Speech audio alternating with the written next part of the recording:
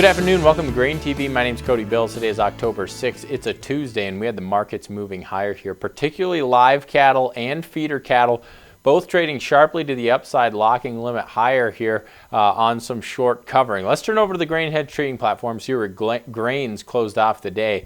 Corn trading up 4 cents, soybeans up 3 1/4 cents, and wheat in Chicago here leading the charge higher, up 10 1/2 cents on the day. Keep in mind that out on Friday, we do have the WASDE supply and demand report. Tomorrow, we'll be getting the EIA ethanol production numbers and stocks numbers. Thursday, export sales. So those are the reports that will be on tap this week. Today, we didn't get a ton of news, but it was interesting. The market did continue to move higher here today. Soybeans seem to be a bit stuck in a range. We'll talk about corn here first, though.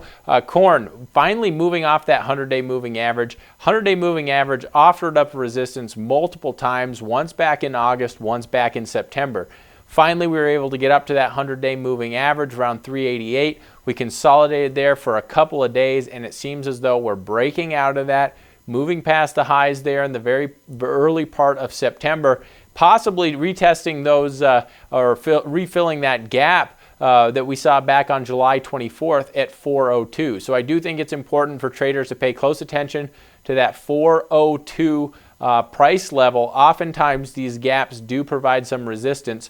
I'm not saying that we will find a top there from this shorter term rally that we've seen.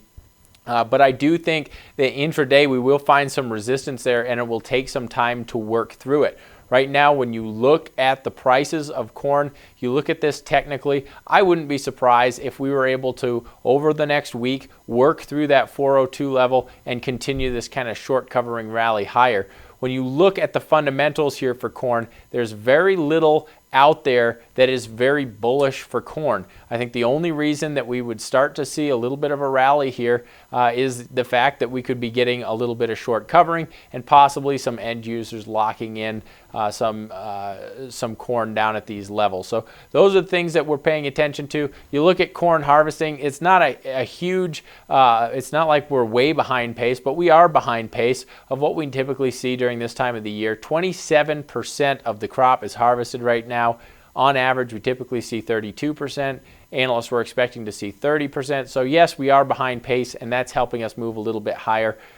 Yes, this may cause a little bit of a short covering rally, but in general, I don't see any fundamental reasons for this market to turn into a little bit more bullish one.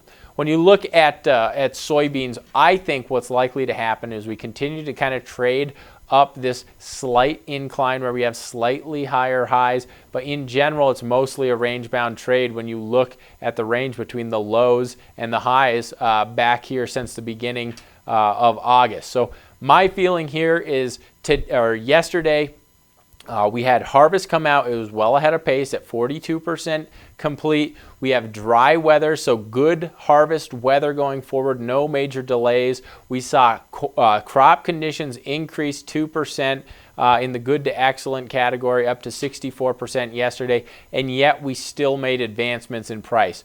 Those, to me, I would suspect that all those pieces of information would weigh on prices, not add price level, add a couple cents to the prices here today. So my feeling is it's likely we just kind of bounce around here. Even when we got bearish news, we were still able to gain a little bit on the day. And so my feeling, like I said, we'll probably bounce around here, maybe get up to the high side of that trend line that I drew in red.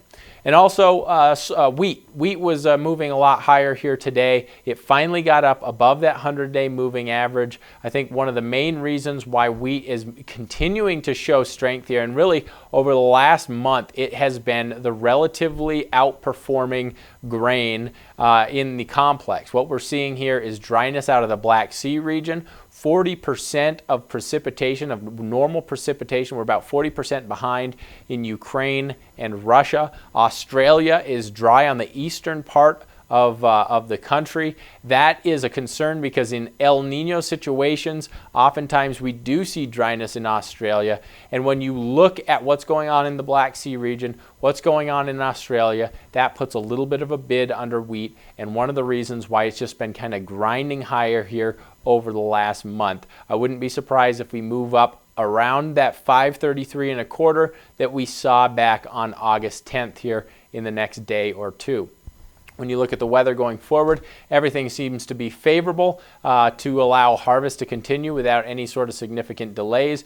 The only thing that could disrupt something is the weather that's moving into the plains region. That could disrupt some of that HRW planting down there. We'll pay attention to that, and of course we'll follow that in the next crop conditions report released out next Monday. Guys, that wraps up today's show. If you have any questions about what we talked about today, please give the office a call. The number is 877-472-4607. If you haven't done so already, take a demo of that 14-day free trial. See what it's like to have live quotes in the palm of your hand, be able to trade the markets both in your mobile platform and on your desktop platform in your office. These are great tools for the grain marketer. And if you have any questions about them, like I said, give us a call. Our number's at grainhedge.com. You can go to the contact information or just dial 877-472-4607. Thanks a lot for tuning in. We'll see you here on Wednesday for the ethanol production report.